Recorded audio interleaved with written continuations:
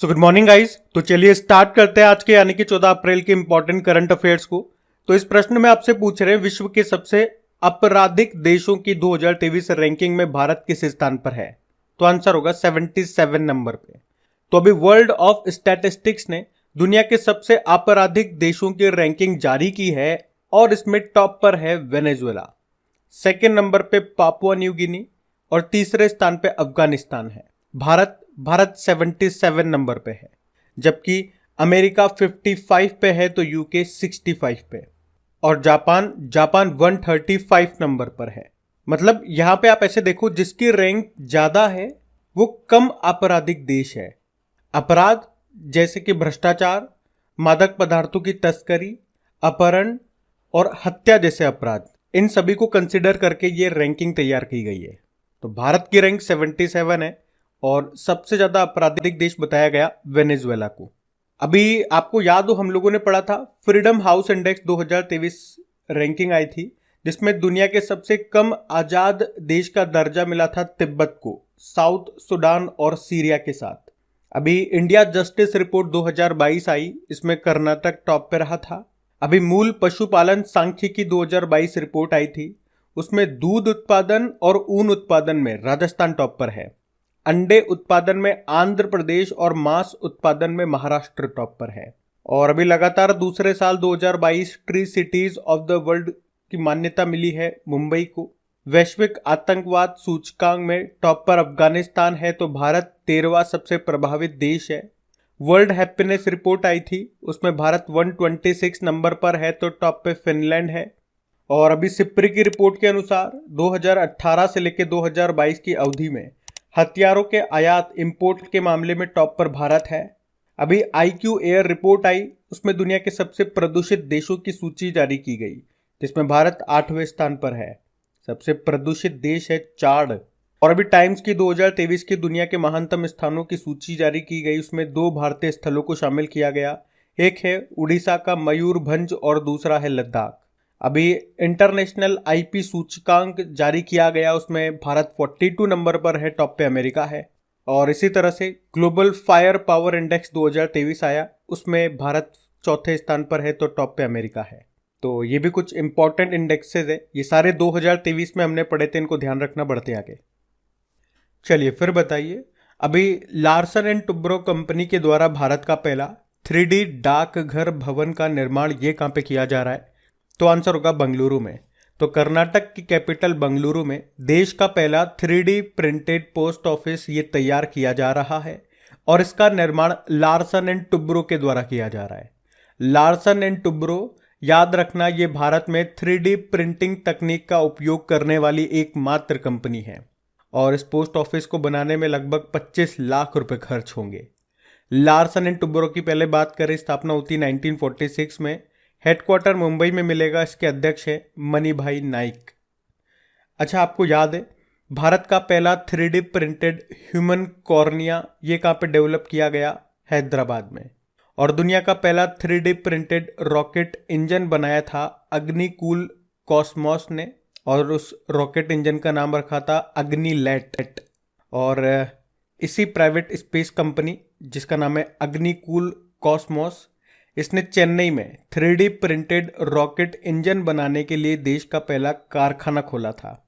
और अभी हैदराबाद के स्काई रूट एरोस्पेस नाम की प्राइवेट स्पेस कंपनी है, इसने भी देश के पहले 3D प्रिंटेड क्रायोजेनिक इंजन का सफल परीक्षण किया था अभी। और वित्त मंत्री निर्मला सीतारमण जी हैं, इन्होंने भारत के पहले 3D प्रिंटेड हाउस का उद्घाटन किया था, कहाँ पे? IIT मद्रास में। और दुनिया का पहला 3D प्रिंटेड स्टील ब्रिज कहाँ पे बना था? एम्स्टर्डम में। तो ये भी कुछ आपके पॉइंट्स हो जाते हैं 3D प्रिंटेड से संबंधित। करंट अफेयर्स के सारे ध्यान रखना, बढ़ते आगे। चलिए फिर बताइए, अभी अप्रैल 2023 में गरीब लोगों के डॉक्टर के नाम से मशहूर किस डॉक्टर का भी निधन हो गया? तो आंसर होगा डॉक्टर जफरुल्लाह चौधरी का।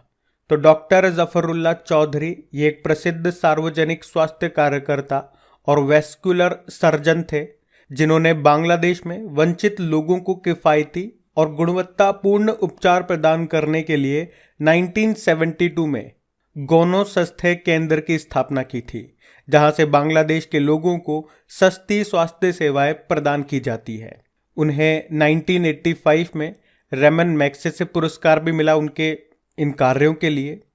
फिर 1992 में राइट लाइवलीहुड पुरस्कार भी मिला और 1977 में बांग्लादेश का सर्वोच्च नागरिक पुरस्कार स्वतंत्रता पुरस्कार से भी उनको सम्मानित किया गया था। उन्हें गरीबों को स्वास्थ्य सेवाएं प्रदान करने में उनके उत्कृष्ट कार्य के लिए गरीब लोगों के डॉक्टर के रूप में उन्हें जाना जाता था। अच्छा, इसी से संबंधित एक और प्रश्न मैं आपको याद दिलाऊं, करंट अफेयर्स का ही प्रश्न है कि अभी बंगाल के एक डॉक्टर थे जिन्हें 1 रुपए के डॉक्टर के नाम से मशहूर थे, वो उनका भी कुछ समय पहले ही निधन हो गया। उनका नाम बताओ। तो आंसर होगा सुशोभन बनर्जी। भारत की पहली महिला कार्डियोलॉजिस्ट आपसे पूछा जा सकता है जिनका निधन हो गया, डॉक्टर एस पद्मावती। इसी तरह से भारत की पहली महिला मनोचिकित्सक का नाम बताओ जिनका भी निधन हो गया। तो आंसर होगा डॉक्टर शारदा मेनन। आपसे यह भी पूछा जा सकता है नेशनल डॉक्टर डे कब मनाते हैं, तो 1 जुलाई को। अभी वर्ल्ड हेल्थ ऑर्गेनाइजेशन ने चीफ इकोनॉमिस्ट बनाया था किसको? सर जेरेमी फरार को। ये नाम भी याद रखना। बढ़ते आगे। चलिए फिर बताइए, अभी हाल ही में किस राज्य की गोंड पेंटिंग को जीआई टैग मिला? तो आंसर होगा मध्य प्रदेश। तो मध्य प्रदेश की गोंड पेंटिंग को अभी जीआई टैग मिला है। गोंड पेंटिंग ये भगवान, देवी, प्रकृति, पेड़, चंद्रमा, सूर्य आदि का प्रतिनिधित्व करने वाली हाथ से बनी एक अनूठी शैली की कला है। तो मध्य प्रदेश के डिंडोरी जिले का एक पाटनगढ़ गांव है जो कई गोंड कलाकारों का घर है। यहाँ पे हर घर में एक कलाकार आपको मिलेगा जिसकी कलाकृति राज्य में तो लोकप्रिय है ही सही, बल्कि अंतरराष्ट्रीय स्तर पर भी मान्यता प्राप्त है। अच्छा, यहाँ पे आपको एक खन्नाट गांव भी मिलेगा जिसकी एक शारीरिक रूप से अक्षम आदिवासी महिला है। उनका नाम है नरबदिया अरमो, जो माउथ पेंटिंग बनाती है और असहाय महसूस करने वाली महिलाओं के लिए एक रोल मॉडल के रूप में काम करती है। क्या नाम है उन महिला का? नरबदिया अरमो। इनका नाम भी ध्यान रखना। अभी मैं अगर आपसे पूछूं कि मधुबनी पेंटिंग कहाँ की है, तो ये बिहार की है। और सोहराई खोवर पेंटिंग ये झारखंड की है। और इसी तरह से अभी आपको पता है जम्मू कश्मीर की बसोहली पेंटिंग को भी जीआई टैग मिला था। वैसे और भी कुछ अगर मैं आपको रिवाइज कराऊं तो अभी बिहार के मरचा चावल को जीआई टैग मिला। अभी बनारसी पान हो गया, बनारसी लंगड़ा आम हो गया, इनको जीआई टैग मिला था। छत्तीसगढ़ के धमतरी जिले के नागरी दूबराज चावल को जीआई टैग मिला। अभी मध्य प्रदेश के रीवा जिले के सुंदरजा आम को, मध्य प्रदेश के मुरैना जिले की गजक को जीआई टैग मिला था। अभी हिमाचल प्रदेश की कांगड़ा चाय को यूरोपीय जीआई टैग मिला। ये इंपॉर्टेंट क्वेश्चन हो जाता है। और अभी एक डेटा आया था, जीआई रजिस्ट्री के द्वारा डेटा जारी किया गया था, उसमें बताया कि वित्त वर्ष 2022-23 में सबसे ज्यादा केरल के प्रोडक्ट्स को जीआई टैग मिला था, 6 प्रोडक्ट्स को। उसके पहले हमने पढ़ा असम के गमोछा को जीआई टैग मिला, तेलंगाना के तंदूर रेड ग्राम को जीआई टैग मिला, लद्दाख के रक्त से खुबानी को जीआई टैग मिला था, महाराष्ट्र के सफेद प्याज को और वाडा कोलम चावल को जीआई टैग मिला था, राजस्थान की सोजत मेहंदी को जीआई टैग मिला, नागालैंड की ककड़ी को मिला था, पश्चिम बंगाल के सरभजा और सरपुरिया मिठाई को मिला था, मध्य प्रदेश के चिन्नौर चावल को मिला था, असम की जुडीमा राइस वाइन को जीआई टैग मिला था। जीआई मतलब ज्योग्राफिकल इंडिकेशन अधिनियम आया 1999 में और लागू हुआ 2003 में। पहला जीआई टैग 2004 में मिला था पश्चिम बंगाल की दार्जिलिंग टी को। तो ये पॉइंट्स आप ध्यान रखना। बढ़ते आगे। चलिए फिर बताइए, हाल ही में जारी आर्टिफिशियल इंटेलिजेंस इंडेक्स रिपोर्ट में भारत कौन से स्थान पर है? तो आंसर होगा 5वें स्थान पे। तो स्टैनफोर्ड यूनिवर्सिटी ने ये एआई इंडेक्स रिपोर्ट को जारी किया, जिसके अनुसार भारत 2022 में आर्टिफिशियल इंटेलिजेंस आधारित उत्पादों और सेवाओं की पेशकश करने वाली स्टार्टअप्स द्वारा प्राप्त निवेश के मामले में 5वें स्थान पर है। भारत में आर्टिफिशियल इंटेलिजेंस स्टार्टअप्स को कुल राशि के रूप में 3.24 अरब डॉलर का निवेश मिला है। और इस तरह से भारत ने साउथ कोरिया, जर्मनी, कनाडा और ऑस्ट्रेलिया को भी पीछे छोड़ दिया है। रिपोर्ट के अनुसार बात करें तो भारत में आर्टिफिशियल इंटेलिजेंस स्टार्टअप्स को अगर 2013 से लेकर के 2022 तक हम कंसीडर करते हैं तो टोटल $7.73 अरब की फंडिंग मिली है। तो इस हिसाब से या इस पीरियड में अगर आप बात करोगे 2023 से लेकर 2022 तक में, तो निवेश के हिसाब से भारत की रैंक छठी होती है।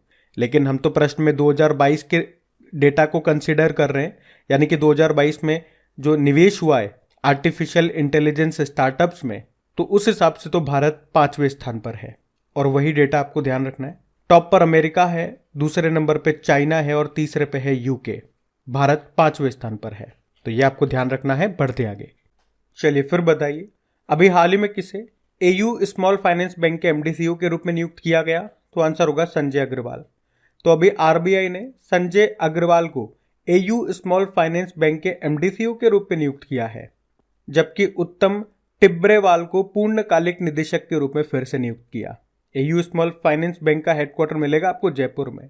वैसे तो मैं आपको बता दूं, ये जो एयू स्मॉल फाइनेंस बैंक है, पहले इसे vehicle finance company AU financiers के रूप में स्थापित किया गया था, लेकिन 19 अप्रैल 2017 को इसे स्मॉल फाइनेंस बैंक के रूप में बदल दिया गया।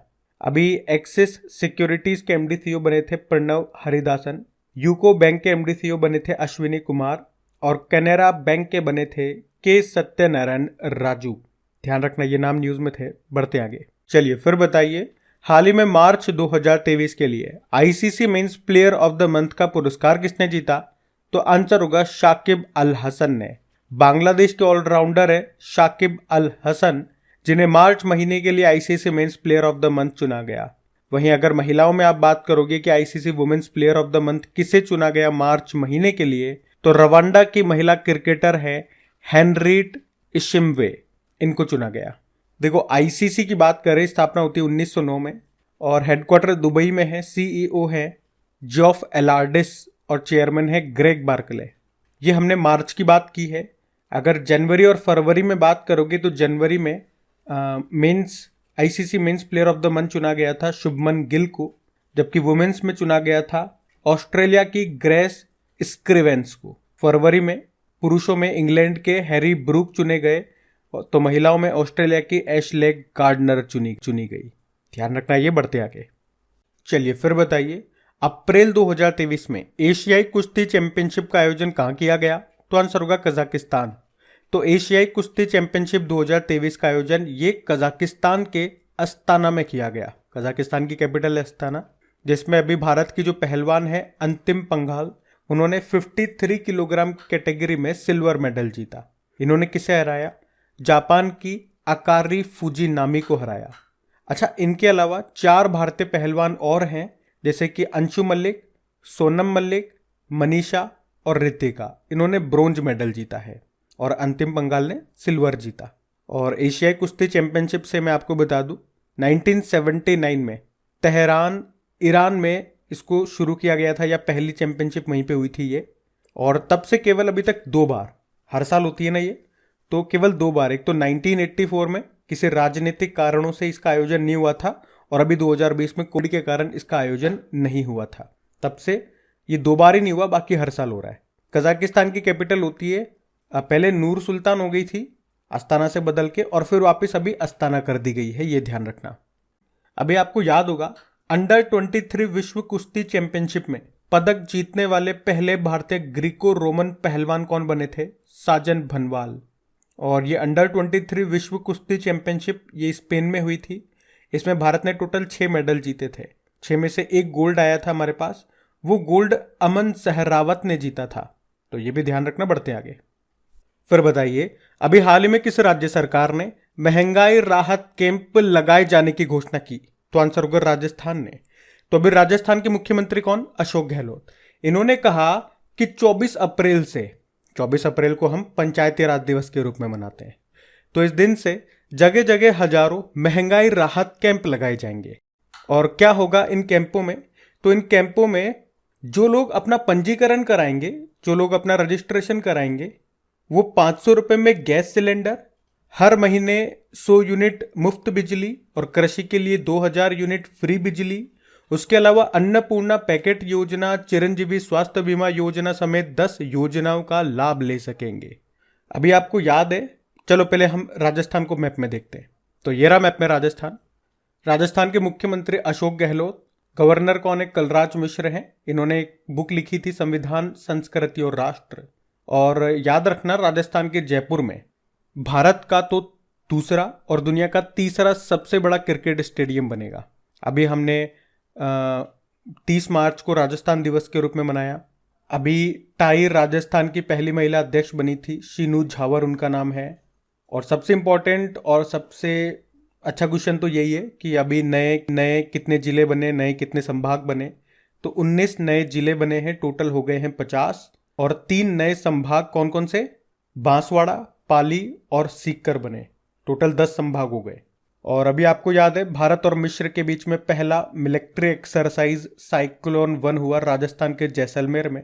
चलो ये प्रश्न का जवाब आप दो मुझे कि अभी भारत और सिंगापुर के बीच में एक मिलिट्री एक्सरसाइज हुआ था राजस्थान के जोधपुर में। उस एक्सरसाइज का नाम बताओ। वैसे अभी राइट टू साइट और राइट टू हेल्थ पॉलिसी को लागू करने वाला पहला राज्य राजस्थान बन गया। और भारत की पहली व्यवहारिक प्रयोगशाला ये स्थापित होगी जयपुर में। और अभी राजस्थान के सीकर में लक्खी मेले का आयोजन हुआ। अंतर्राष्ट्रीय मरु फेस्टिवल का आयोजन जैसलमेर में होता है। तो ऊंट फेस्टिवल का आयोजन होता है बीकानेर में। अभी प्रधानमंत्री जी ने जल जन अभियान का उद्घाटन किया था राजस्थान के सिरोही जिले में। और देश की पहली बुद्धिमत्ता आर्टिफिशियल इंटेलिजेंस आधारित डिजिटल लोक अदालत कौन सी है? राजस्थान की। उसके अलावा वीवो प्रो कबड्डी लीग का जो भी नवा संस्करण हुआ था उसको जयपुर पिंक पैंथर्स ने जीता था पुनेरी पल्टन को हरा करके। और भारत का 52वां टाइगर रिजर्व ये राजस्थान के बूंदी में जो रामगढ़ विषधारी अभ्यारण्य वो बना था। जैव ईंधन नीति को लागू करने वाला पहला राज्य राजस्थान है। टाइगर मैन ऑफ इंडिया कहते हैं ना कैलाश सांखला को, वो राजस्थान से है। तो ये पॉइंट्स ध्यान रखना, बढ़ते आगे। अभी हाल ही में T20 क्रिकेट में सबसे ज़्यादा हैट्रिक लेने वाले गेंदबाज कौन बन गए? तो आंसर होगा राशिद खान। तो अभी राशिद खान ने IPL में कोलकाता नाइट राइडर्स के खिलाफ ये उपलब्धि हासिल की है। IPL में सबसे ज़्यादा हैट्रिक इनके ही पास है। कितनी है? 4 हैट्रिक हैं। अच्छा, अब हम कल के करंट अफेयर्स का रिवीजन करेंगे। तो पहला प्रश्न पूछा था, अभी हाल ही में गठित भारत की पहली नेत्रहीन महिला क्रिकेट टीम की कप्तान कौन बनी? सुषमा पटेल। अभी त्रिपुरा हाईकोर्ट के चीफ जस्टिस बने AK सिंह। अभी मानव अंतरिक्ष उड़ान का अंतर्राष्ट्रीय दिवस कब मनाया? 12 अप्रैल को। फिर बताओ, भारत के सबसे उम्रदराज अरबपति का निधन हो गया, नाम बताओ? केशव महिंद्रा। अगला प्रश्न है, किस राज्य सरकार ने संजीवनी परियोजना शुरू की? हिमाचल प्रदेश ने। फिर आपसे पूछा, अभी किसने विश्व शतरंज आर्मागेडन एशिया और ओशिनिया प्रतियोगिता जीती? डी गुकेश ने।